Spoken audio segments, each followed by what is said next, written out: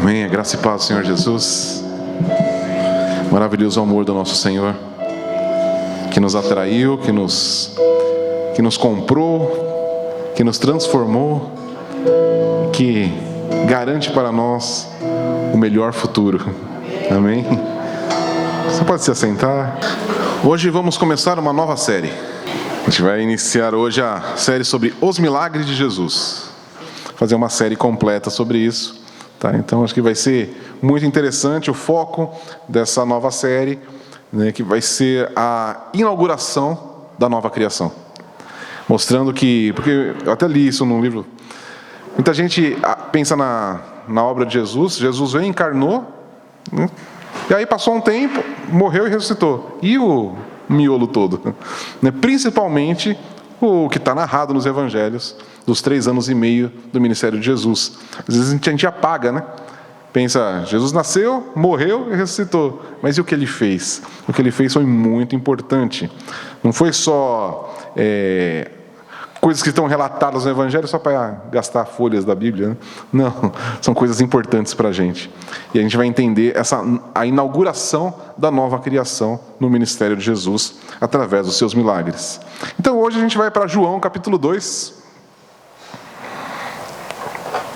Eu sei que a gente já teve a nossa série em João, mas agora a gente vai focar exatamente nos milagres de Jesus. Então João capítulo 2, os versos 1 ao 11. 3 dias depois, houve um casamento em Caná da Galileia, e a mãe de Jesus estava ali. Jesus e seus discípulos também foram convidados para o casamento. E tendo acabado o vinho, a mãe de Jesus lhe disse: eles não têm mais vinho. Jesus lhe respondeu: mulher, que tenho eu contigo? A minha hora ainda não chegou. Então sua mãe disse aos atendentes: fazei tudo o que eles vos disser. Perto dali havia 6 talhas de pedra, usadas para as purificações dos judeus, e em cada uma cabiam entre 80 e 120 litros. Então Jesus lhes ordenou: enchei de água as talhas, e eles a encheram completamente. Então lhes disse: tirai a água um pouco e levai ao responsável pela festa. E eles assim o fizeram. Quando o responsável pela festa provou a água transformada em vinho, não sabendo de onde viera, embora o soubessem os atendentes que haviam tirado a água, chamou o noivo e lhe disse: todos servem primeiro o vinho bom, e quando os convidados já beberam bastante, servem o inferior, mas tu guardaste até agora o melhor vinho. Este sinal em Caná da Galileia foi o primeiro que Jesus fez. Ele manifestou a sua glória e os seus discípulos creram nele. Amém. Vamos orar. Senhor nosso Pai querido, nós vamos meditar na Tua Palavra e pedimos que o Teu Santo Espírito possa iluminar a nossa mente e o nosso coração. Fala com a gente nessa manhã, nós oramos no nome santo de Jesus. Amém. Muito bem, acho que todo mundo aqui já foi numa festa de casamento, né? E aí, quantos acham divertido uma festa de casamento? Todo mundo gosta de ir numa festa de casamento, né? Existem muitas coisas que são boas na festa de casamento. Primeiro é a própria celebração de alguém que é nosso amigo, algum familiar, que está agora contraindo o matrimônio, e isso é um motivo de alegria. Então, quando alguém da nossa família ou do nosso círculo de amigos se casa, a gente fica feliz com isso. Mas aí a festa é mais legal ainda, porque tem muito mais coisas envolvidas. Tem comida, né? Tem bebida, tem... Hoje, né, acho que não só hoje, mas dança, né? É a festa, é a alegria. Então, isso marca muito a gente. Cada um... Conheço gente que gosta do bem casado no final da festa, né? Não vê a hora de pegar o bem casado. Parece que é a parte mais divertida da festa. Alguns esperam a hora do bolo, né? E o bolo é mais legal. Outros gostam do... E você tem casamentos que tem a festa com salgadinhos, outros que tem com jantar. Você tem os vários tipos de festa. E as festas hoje vão se modernizando, vão ficando cada vez mais cheias de coisas, né? Hoje, na hora da dança, entra aquele robozão lá, né? Hoje já virou padrão, né? Então, as coisas vão inventando coisas novas no casamento, né? E as pessoas, você vê muito na internet isso, né? E padrinho que entra dançando, né? Já viram isso daí? Porque vamos fazer um negócio diferente. E aí os padrinhos já não usam mais terno, né? Outro dia eu fui num casamento que estava todo mundo de boininha, todos os padrinhos de boina. né? E suspensório, mas não estava de terno e gravata, ou de gravata borboleta, né? Então, mas as pessoas vão inovando, mas o que é o legal disso? É que a gente gosta de participar das festas. A gente gosta de uma festa de casamento, e a festa de casamento é sempre legal, né? E eu fico pensando muito sempre na tensão que existe dos próprios noivos e da família, né? Se vai dar tudo certo. É muito comum você estar numa festa e alguém perguntar para você: estão te servindo direitinho? Já perguntaram para você? Está sendo bem servido? Porque é uma preocupação. Eles convidaram, né, a gente para participar da festa, e existe essa preocupação se a gente está se agradando da festa, se a festa está sendo divertida, se a gente está sendo bem alimentado, sendo bem servido. E aí nós estamos agora nessa nossa festa aqui, nessa nossa narrativa de João capítulo 2, Jesus foi convidado para uma festa. Jesus e seus discípulos foram convidados para uma festa de casamento. E a gente entende que a festa de casamento naquela época era um pouquinho diferente da nossa. A nossa aqui dura algumas horas, lá durava até uma semana. Então era uma grande festa. Eu sempre lembro da piadinha que convidaram, né, o cara: minha filha vai fazer uma festa de 15 anos, você gostaria de ir? Até vou, mas só posso ficar um mês. Mas nessa época aqui as festas duravam até uma semana mesmo, né? Diferente das nossas que duram uma noite ali. Era uma festa longa, então pensa todos os preparativos que existia, né? A casa tinha que ter acomodações para os convidados, era uma coisa bem complexa, né? Então nós temos aqui um relato dessa festa de casamento em Caná da Galileia. O texto nos diz que estava lá a mãe de Jesus, Maria, estava lá, ela era uma convidada. Alguns especulam se ela era uma convidada ou se ela estava trabalhando, né, até pelo próprio fato dela saber dos bastidores da festa. Então alguns falam ou que ela estava trabalhando ou que ela era muito íntima da família, né, mas o texto não diz para a gente, então acaba sendo só especulação. O ponto que é importante: Jesus estava lá com os seus discípulos, ele foi convidado para essa festa.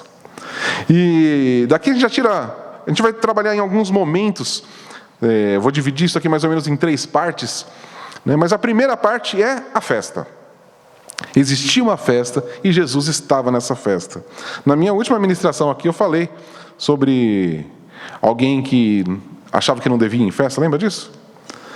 Eu falei o último, não era nada sobre isso, mas eu acabei citando isso, que um irmão chegou na igreja e falou: porque ontem eu fui numa festa de casamento. Como assim foi numa festa de casamento?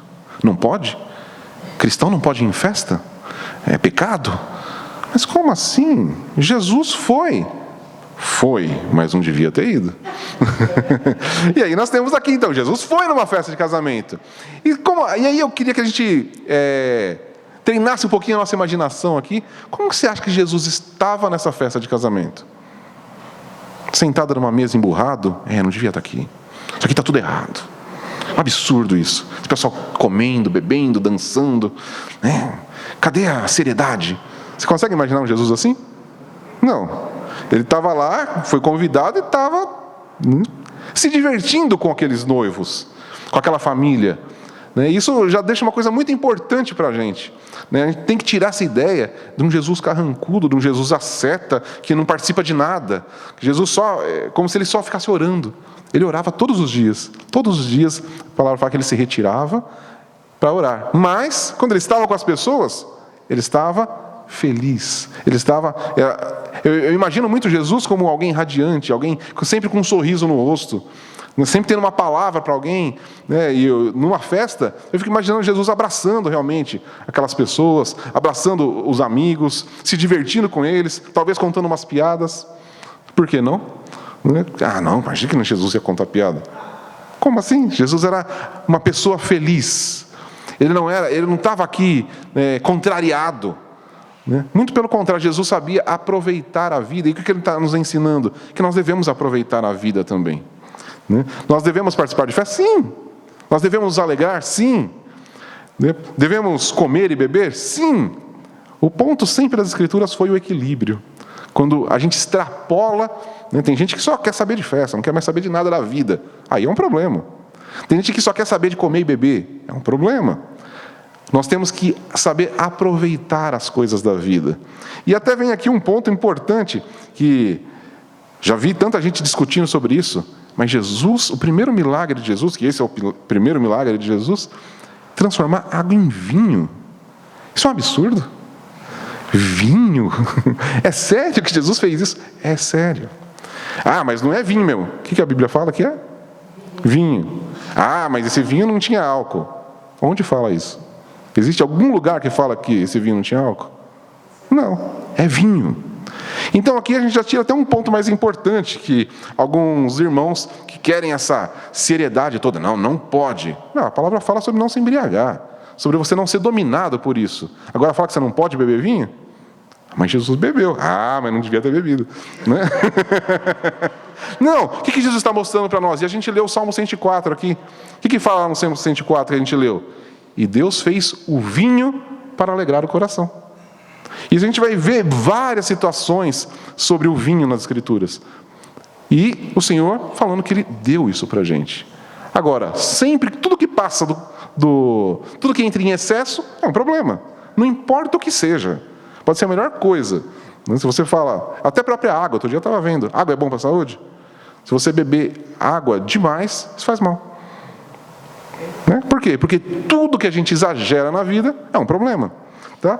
Mas aqui é uma coisa importante para a gente, saber aproveitar a vida. O Senhor, Ele quer que a gente desfrute das coisas boas que Ele dá para a gente. O Jefferson pregou não faz muito tempo sobre isso, em algum dos salmos, sobre a gente se alegrar nas coisas que o Senhor nos dá.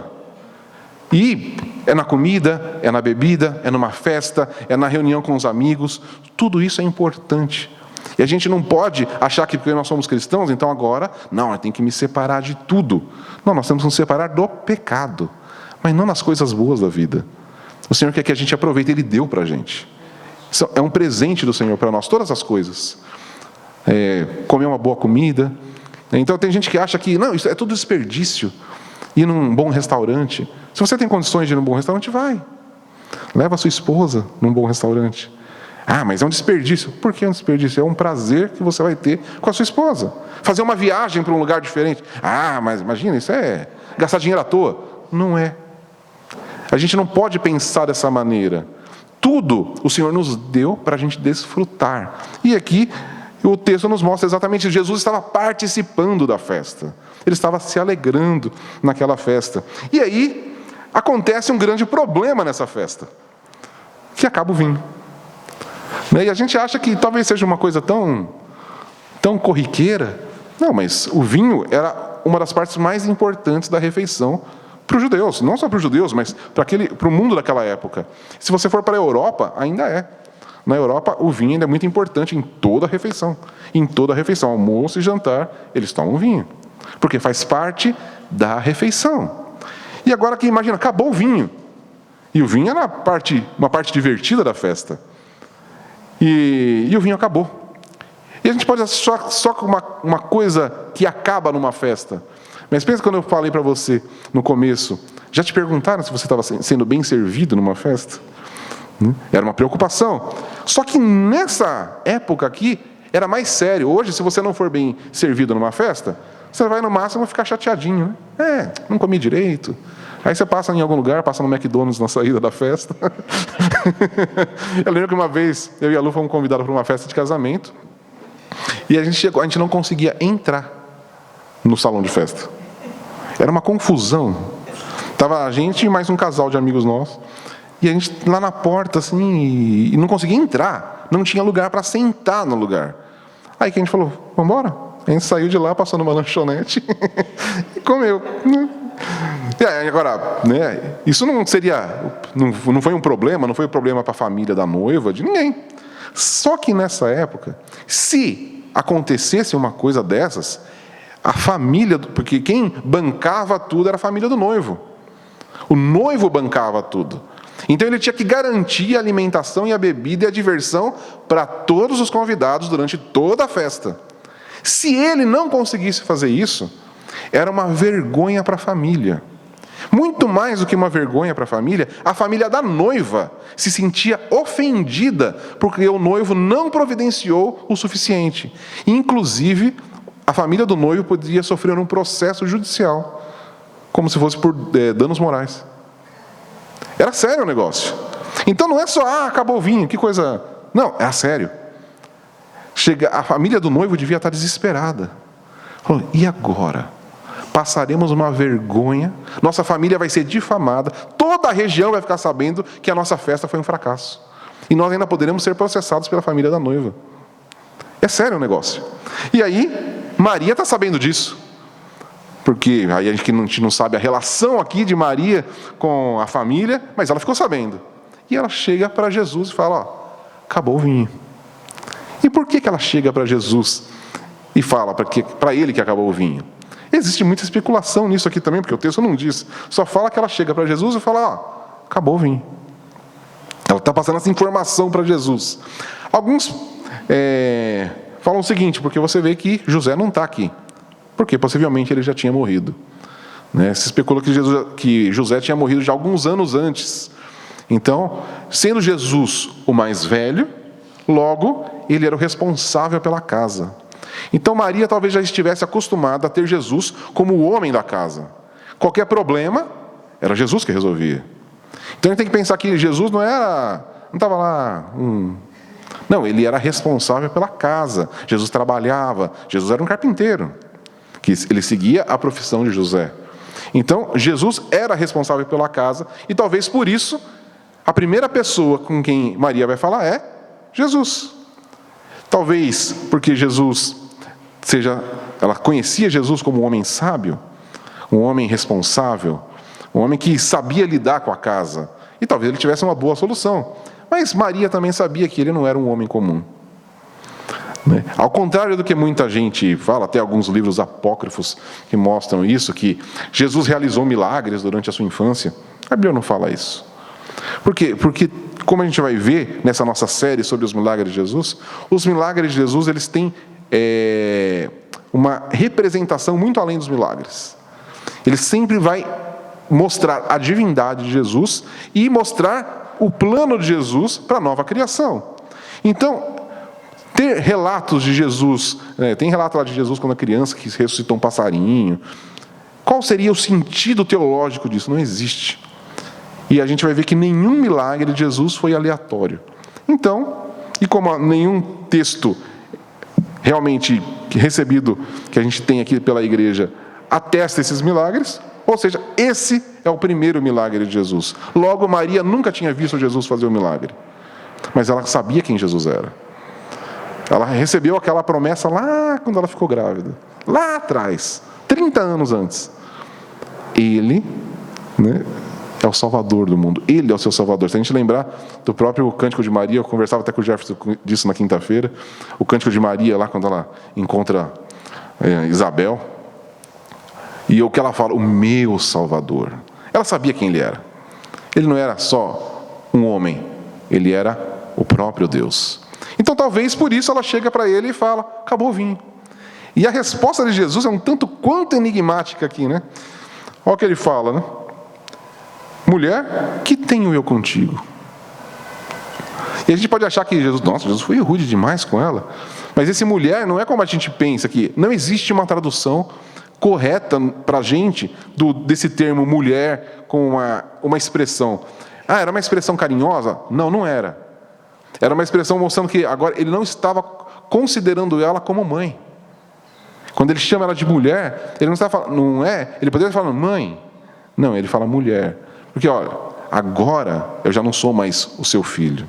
Agora a nossa relação não é mais de mãe e filho. Agora a nossa relação é de salvador e pecador. Salvador com quem precisa de salvação. Então, o que tenho eu contigo? Agora a gente mudou de posição. Porque ele estava iniciando o ministério dele.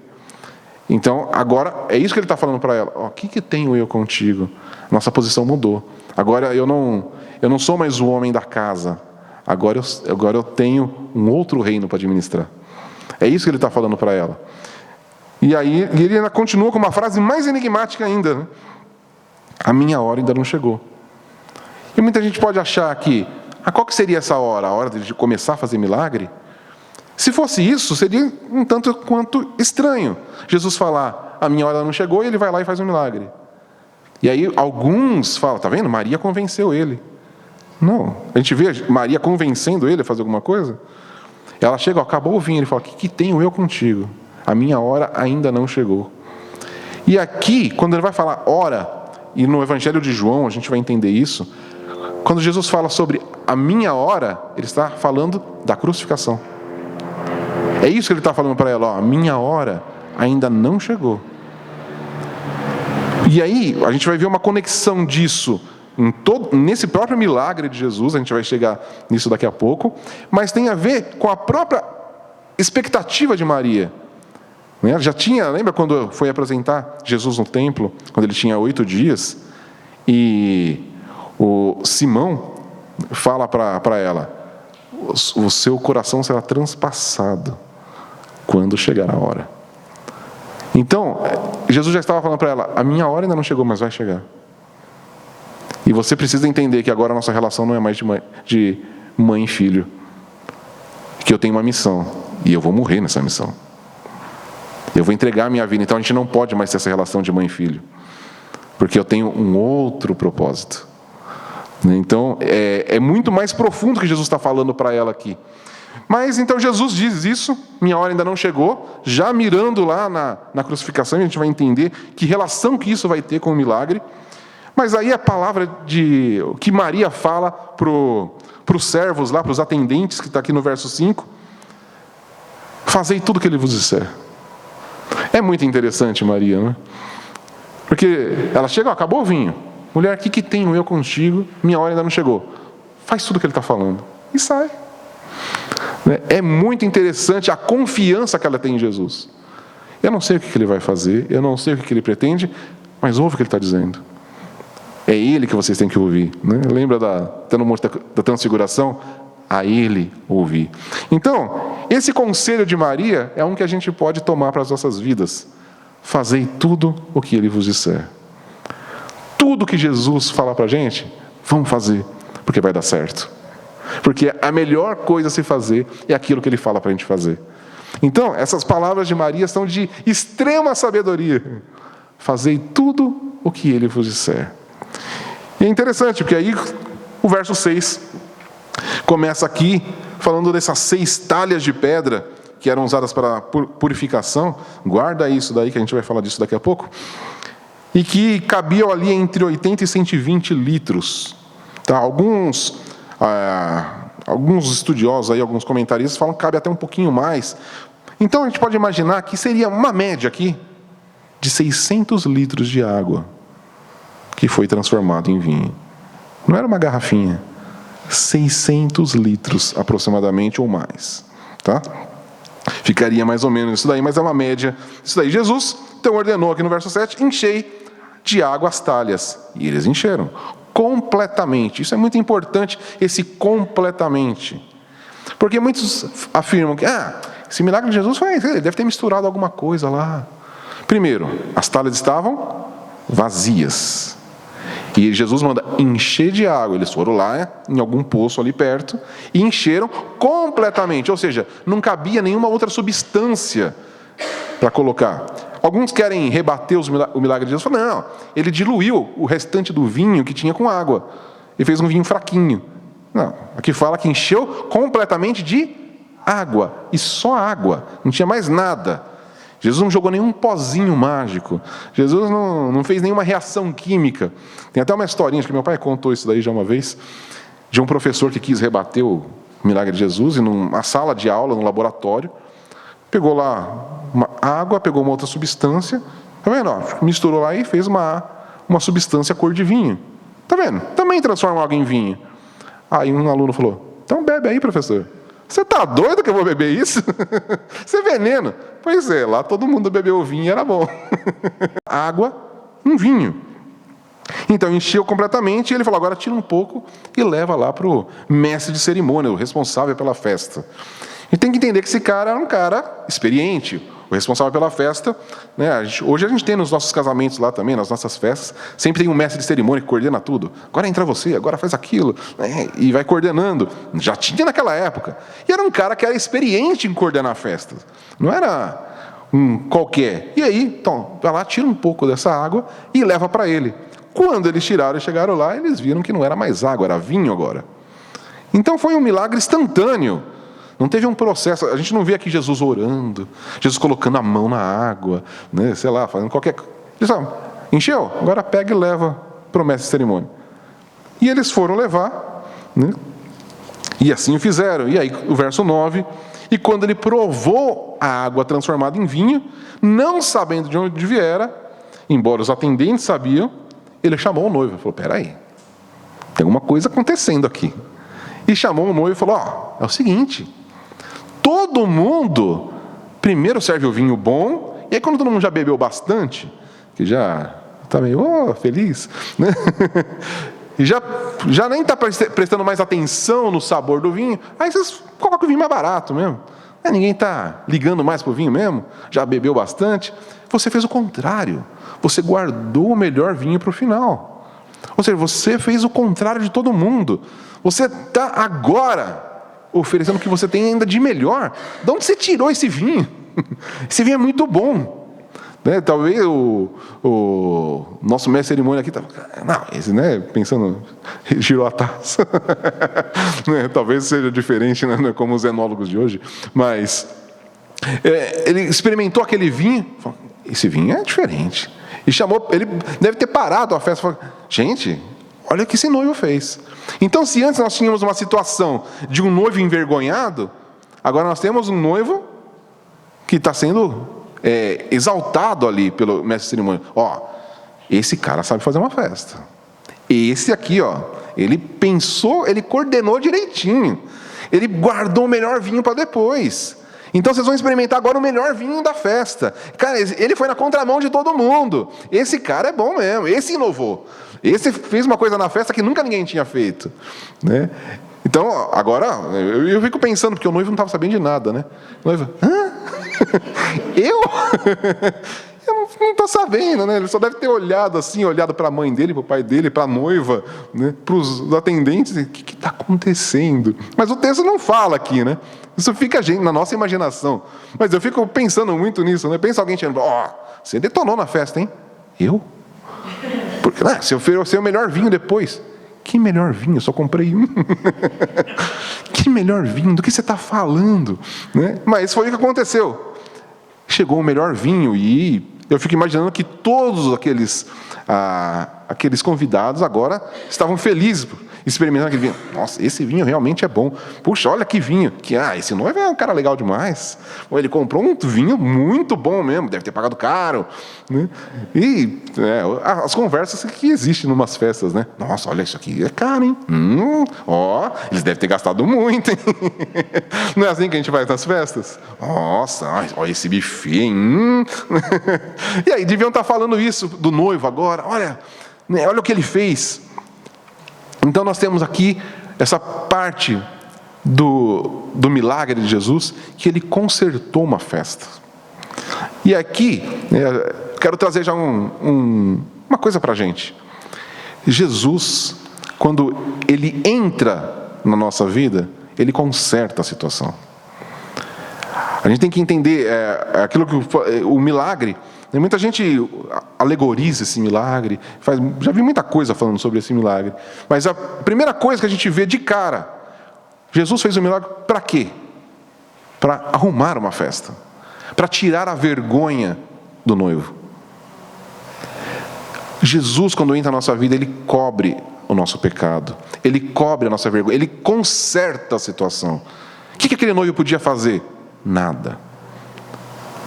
Por isso que nem chegaram para ele e falaram, acabou o vinho. Ele só ia acabar com a festa dele de vez. Aí a alegria dele, do casamento, ia acabar. E agora? Minha vida foi por água abaixo. Eu vou ser humilhado, envergonhado aqui diante de todo mundo. Mas ele nem precisou ficar sabendo. Jesus consertou o problema dele. Jesus resolveu o problema da festa. Então, na nossa vida, a gente sabe que a nossa vida não é uma grande festa. A gente tem momentos de tribulação na nossa vida. Jesus mesmo disse isso. Mas, em todo o tempo, Ele está restaurando a nossa vida. Por quê? Porque Ele quer que a gente não seja envergonhado. Então, Jesus se preocupa com detalhes da nossa vida? Sim. A gente pensa que a preocupação de Jesus é só a nossa salvação eterna. Não, Jesus se preocupa com cada detalhe da nossa vida, como numa festa que acabou o vinho. Jesus estava preocupado com aquele noivo. Jesus estava preocupado com aquela família.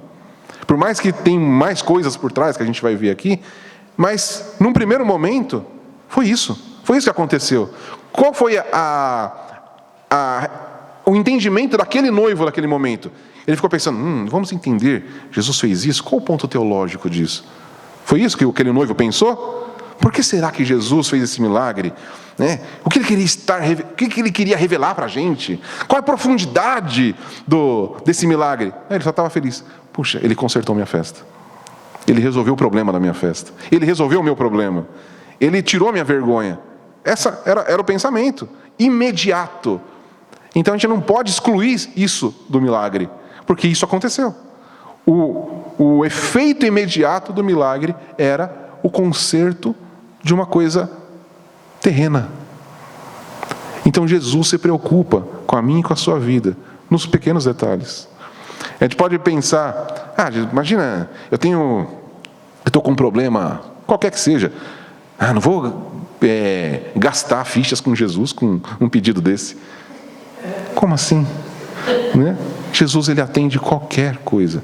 Ele está presente na nossa vida.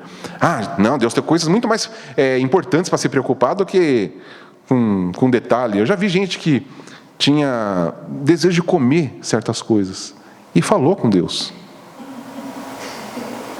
E Deus atendeu. E ele falou, vou gastar.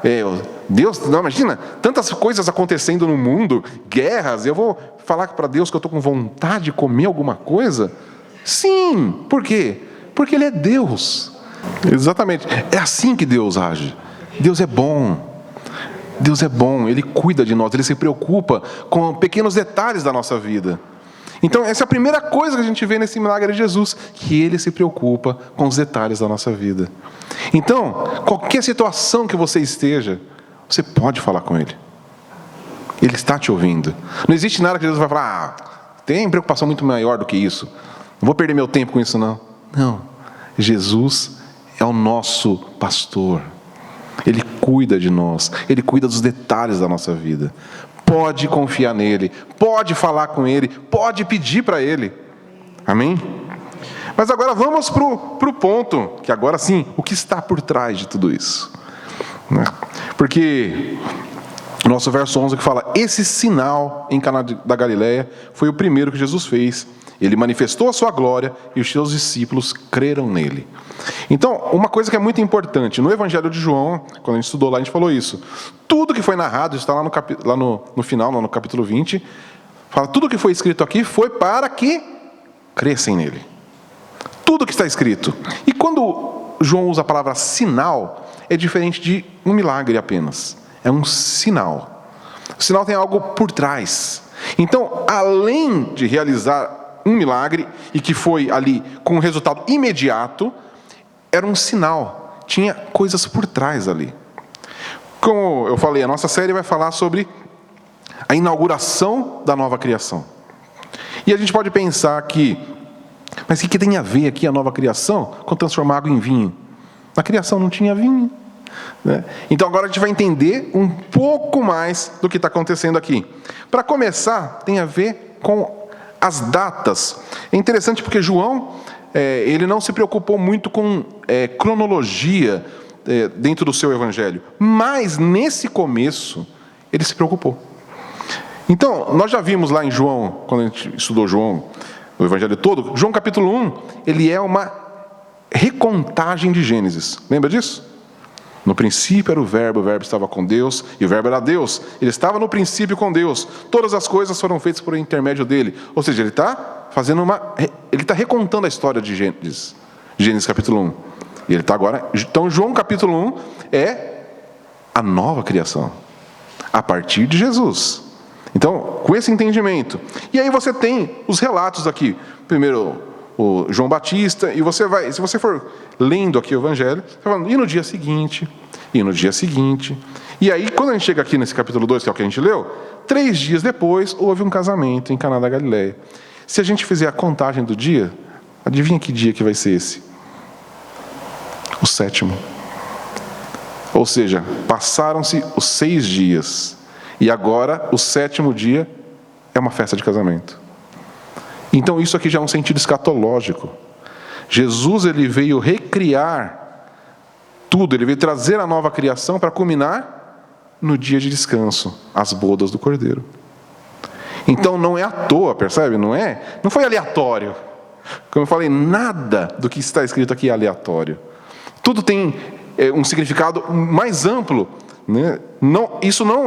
Eu quero que vocês entendam isso. Isso não diminui o que aconteceu para aquela família naquele momento. Mas a mensagem é muito mais profunda do que isso. Era o 7º dia, o dia do descanso. O dia que agora tudo estava estabelecido. Era um casamento. Quando Jesus voltar, ele vai estabelecer de uma vez por todas o seu reino. E é chamado as bodas do Cordeiro. Então, ele como o noivo. Tá? Então, guarda isso daí. Muito bem. E aí começa, né, e aqui a gente pode entender esse problema que houve com a criação. A criação estava, né, ela foi feita, mas houve a queda. Nós precisávamos de uma restauração. Existia culpa e vergonha agora por causa do pecado, porque estava faltando o vinho. Né? Então, o pecado ele trouxe o quê? Vergonha. Agora tá tudo saiu do lugar, tudo agora está perdido, a festa foi perdida. A criação agora entrou em colapso. O que Jesus vem fazer? Ele vem consertar a criação. Ele vem renovar a criação, ele vem refazer. Então a gente tem que entender isso daqui. Por isso que é o início do ministério de Jesus. Jesus mostrando que ele veio agora renovar a criação. Ele veio consertar o problema da criação. Mostrando que é muito mais extenso o que Jesus veio fazer. Até eu li sobre isso. Como se o problema de Jesus fosse o nosso pecado. E sim, mas se a gente reduzir só a isso, é diminuir a obra de Jesus. Ele veio sim resolver o nosso problema do pecado, mas ele veio resolver o problema de toda a criação. Não é só um probleminha, que para nós é um problemão, o pecado, mas ele veio renovar todas as coisas. É isso que Paulo fala em Romanos. A natureza anseia a manifestação dos filhos de Deus. Porque lá em Gênesis 3, o que acontece? Toda a criação foi amaldiçoada por causa do pecado de Adão e Eva. Logo, Jesus agora, como segundo Adão, ele vem restaurar a criação. Ele vem restaurar, tirar a maldição de sobre toda a criação. E isso é o que ele está mostrando aqui nesse primeiro sinal. Muito bem. E aí acaba o vinho. Problema na festa. E aí o nosso verso 6 aqui fala que tinham essas 6 talhas de pedra usada para purificação. A purificação era uma coisa importante para os judeus. Eles não podiam fazer nada sem antes se purificar, por causa do pecado. Então, para eles comerem, para eles fazerem determinadas coisas, principalmente para qualquer atividade ligada à religião, a própria leitura das Escrituras, ir na sinagoga, ir no templo, eles precisavam se purificar. Porque eles precisavam estar puros diante de Deus. Esse era o sentido. Então, toda a casa de judeu tinha essas talhas da purificação. E é muito interessante até, porque essas talhas estavam vazias. Elas não deviam estar vazias, mas elas estavam. Ou seja, que existia ali já um problema com essa purificação. Ou será que eles já usaram toda a água? A gente não sabe, aqui é especulação. Mas a questão é que Jesus fala, pega essas talhas da purificação e enche de água. O que vocês usam para se purificar diante de Deus? O que purifica vocês aos olhos de Deus? Só que aquela água, pensa, quando você... Aqui o nosso sistema de banho é bem diferente, né? Mas pensa se você tivesse lá uma banheira e você toma um banho. Você vai conseguir tomar banho na mesma água no dia seguinte? Não, por quê? Porque aquela água ficou suja. Ela precisa ser esvaziada, nova água. Esvaziada, nova água. Não lembra muito o sistema de sacrifício? Era o sacrifício. Aí agora, novo ano, novo sacrifício. Novo sacrifício. Você tinha que ficar fazendo atos de purificação constantes para ficar purificado diante de Deus, limpo diante de Deus, sem culpa diante de Deus. E aí o escritor aos Hebreus falou que Jesus é o sacrifício definitivo. Já não há mais sacrifício. E o que Jesus está mostrando agora?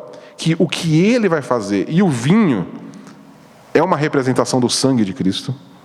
A gente vai ver lá na ceia, quando ele institui a ceia, ele levanta uma taça de vinho e fala o quê? Este é o sangue da nova aliança. A nova aliança.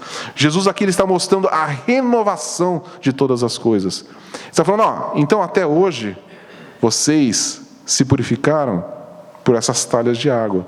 Só que eu transformo essa purificação. Eu vou purificar vocês de uma vez por todas e não vai ser com água. Vai ser com vinho. Vai ser com o meu sangue. Então é isso que ele está mostrando. Eu mudo o sistema. Vocês agora não vão ter que ficar se purificando. Eu purifico vocês. Vocês não têm mais que ficar indo buscar água. Vocês não têm mais se esforçar para se purificar diante de Deus. Eu faço isso por vocês. Da mesma forma que o noivo não podia fazer nada para consertar aquele casamento, ele podia fazer. Ele fez. Ele consertou aquilo que o noivo não podia fazer, que a família do noivo não podia fazer. Ele fez. Fala, vocês têm um problema de purificação. Eu purifico. Essas talhas agora vão ser transformadas em vinho. Ele transforma a purificação pelo seu próprio sangue. Então, a gente vai... É muito mais profundo aqui. É o sinal. Ele está agora inaugurando o ministério dele com esse sinal. Eu renovo todas as coisas. Eu estou substituindo a antiga aliança pela nova aliança. Eu estou substituindo todo o judaísmo agora por uma novidade de vida. Eu estou restaurando todas as coisas. Jesus está falando isso para aquelas pessoas e falando isso para a gente. Ele renova todas as coisas. Ele que tem esse poder. E a gente vai ver que é o que acontece aqui. Né? O melhor vinho. E isso que ele promete para nós. Agora Jesus está se colocando, ele como noivo. O noivo que não vai deixar faltar. O noivo que não vai fazer a conta errada. Não é o noivo que não tinha dinheiro suficiente para comprar os suprimentos. Não, ele é o noivo perfeito. Ele é o noivo que vai suprir tudo aquilo que a gente precisa. Em qualquer instância. Seja na nossa vida física, seja na nossa vida material, seja na nossa vida espiritual. Ele vai prover tudo o que é necessário. Ele não vai deixar faltar nada. Ele é o noivo perfeito. Quando chegar o dia das bodas, não vai faltar nada. Nada. Vai ser a festa mais perfeita que a gente já participou na vida. E ela vai durar a eternidade. Nunca mais vai acabar. Nunca vai ter aquela sensação de fim de festa. Não, vai ser festa eterna na presença dele, porque nós celebraremos eternamente na presença do noivo. Então ele está mostrando aqui, ele é o noivo que não erra. Ele é o noivo que nunca vai trazer um problema, só a solução. Ele é o noivo perfeito. E aí, né, quando a gente pensa nesse vinho que vem depois, a gente pensar se nós já experimentamos hoje grandes coisas do Senhor, quanto mais naquele dia. Ele vai deixar sempre o vinho melhor para o final. Ele vai deixar. Então, muita gente fala aquela coisa, o melhor de Deus ainda está por vir. Não, o melhor de Deus já veio. É Jesus. Só que a gente não consegue experimentar todas as coisas ainda. É o famoso já e ainda não. Nós já experimentamos muita coisa, mas tem coisa que a gente não experimentou ainda. Mas naquele dia, todos nós vamos experimentar, sem exceção. Todos nós. Pensa, nós juntos, celebrando o melhor de Deus. Bebendo o melhor vinho de todos. Alegria completa. Sem tristeza. Ele vai enxugar as nossas lágrimas. Ele vai confortar o nosso coração. Não vai ter mais noite. Não vai ter mais o mar. Não vai ter mais o caos. Só o Senhor. Só a perfeição. Esse é o nosso anseio. É isso que Jesus estava mostrando. Ele veio reinaugurar tudo. Esse é o primeiro sinal de Jesus, porque ele estava mostrando, a partir de agora, tudo vai ser diferente. Eu vou renovar todas as coisas, e a gente vai ver na nossa sequência aqui, ele renovando vários pedaços da criação, mostrando para a gente, dando um lampejo, podemos dizer assim, do que vai ser o novo céu e nova terra. Ele estava começando aqui. Isso é o início do novo céu e nova terra. Lá não vai faltar vinho. Lá não vai faltar nada daquilo que você precisa. É alegria completa. Amém? Então é isso que eu queria compartilhar com vocês nessa manhã. E a gente pode entender muita coisa a respeito disso para a nossa vida hoje. Primeiro, Ele cuida de tudo, de detalhes da nossa vida. Mas muito mais do que isso, Ele tem a garantia para nós de um futuro maravilhoso e perfeito. Ele já iniciou, e isso que a gente precisa entender. A gente aguarda sim, né? E a gente vai participar da ceia hoje. E se você teve a oportunidade de ver o que foi colocado lá nas nossas redes sociais sobre a ceia, você vai ver que a ceia é uma conexão entre passado, presente e futuro. É passado por quê? Porque isso representa o que Jesus fez. Jesus já verteu o seu sangue. Então a gente faz aquilo que Ele instituiu lá. Ele levantou o cálice e falou: este é o sangue da nova aliança. Fazei isso em memória de mim. Quando você partir o pão, esse é o meu corpo partido por vós. Então Jesus deixou isso passado. Jesus já morreu na cruz e ressuscitou. Mas isso garante o nosso futuro. Porque Jesus disse que Ele não ia participar de novo até aquele dia. Nós participamos, Ele não. Ele está esperando para aquele dia. Então eu fico imaginando, aqui mais uma vez especulação, que quando a gente vê lá na última ceia, o que Jesus fala para os discípulos? Eu aguardava ansiosamente para comer essa Páscoa com vocês. Jesus estava ansioso para ter aquela refeição com eles. E aí Ele fala: agora que eu vou para o meu Pai, eu não vou mais beber do fruto da vide até o último dia. Jesus decidiu que Ele não ia mais beber do cálice, do vinho, até o dia que Ele estivesse junto com a gente fisicamente. Ele decidiu. Ele fez isso por nós. Então, como eu falei, uma especulação, Ele vê a gente participando aqui e Ele aguarda ansiosamente o dia que Ele vai participar, estar presente fisicamente com a gente, tomando do cálice. Ele fala: até aquele dia eu não vou beber mais, até que eu beba juntamente com vocês novamente. Então, esse anseio tem que existir no nosso coração. Quando você pegar aquele cálice, eu não vejo a hora de tomar junto com Jesus, de tomar aquele vinho que Ele vai me dar. Isso aqui é um suquinho de uva que a gente tem aqui, mas naquele dia não, vai ser o vinho que Ele vai nos dar, vai ser o melhor, um vinho que você nunca tomou na vida, Ele vai dar para a gente naquele dia. Então isso é uma representação do futuro. Então pega esse cálice, olha para ele e fala: isso aqui é só um suquinho de uva, mas naquele dia eu vou tomar o melhor vinho de todos. Não faço ideia de como vai ser o sabor, mas vai ser o melhor. Porque eu vou tomar das mãos do próprio Senhor. Ele vai me dar. E vai tomar comigo. Ele vai estar sentado à mesa com a gente. A gente vai comer o melhor pão. Não vai ser esse pãozinho industrializado. Vai ser o melhor pão que a gente vai ter quando estiver sentados na mesa do Senhor. Então, ao participar da ceia do Senhor, a gente tem que olhar para isso também. Mas como falou, é o nosso presente. Isso aqui é para o nosso momento agora. E a gente conectar o passado com esse futuro e falar: estou agora com os meus irmãos nessa festa. Isso é uma festa. É um pedaço da festa. É um vislumbre da grande festa. Mas isso é a nossa festa. Essa é a nossa festa de pré-casamento. Pré-nupcial. É a gente experimentar isso daqui como um pedacinho da glória eterna. Então quero convidar você a fechar os seus olhos.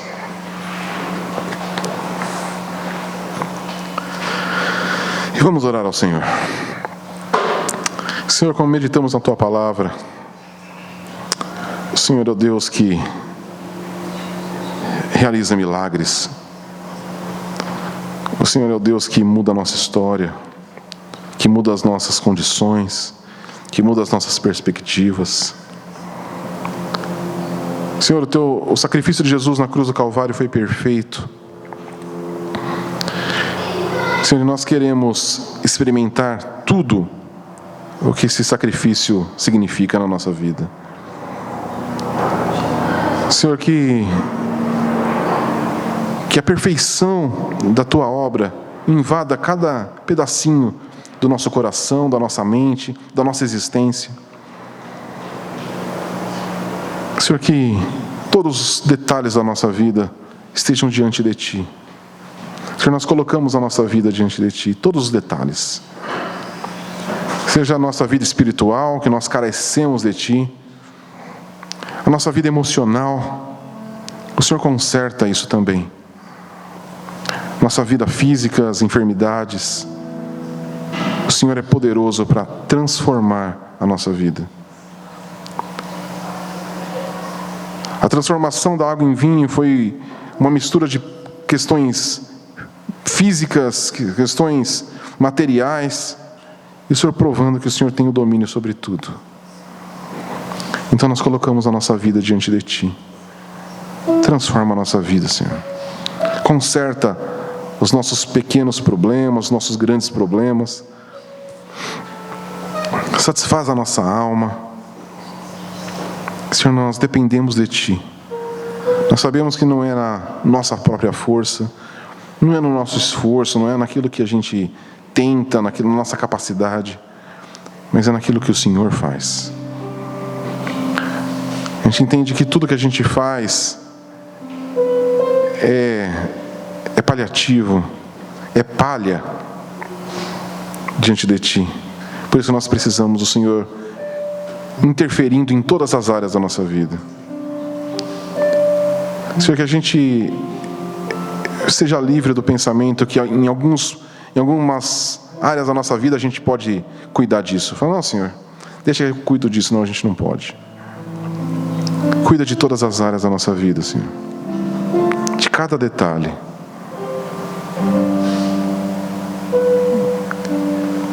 Cuida nossas emoções, cuida do nosso físico. Eu te peço, Senhor, aqui sobre cada um dos meus irmãos, aqueles que estão enfrentando dificuldade com enfermidades. O Senhor é poderoso para restaurar todas as coisas. O Senhor é poderoso para restaurar o corpo de todos, que o Senhor é o Criador. Aqueles que têm problemas emocionais, o Senhor é poderoso para restaurar também. Porque o Senhor é o nosso Criador, o Senhor conhece cada detalhe do nosso íntimo, da nossa alma. O Senhor restaura os corações, restaura as emoções do Teu povo. Senhor, aqueles que estão passando por dificuldades materiais, o Senhor é o dono de todo prata, de todo ouro. O Senhor é aquele que pode fazer o impossível.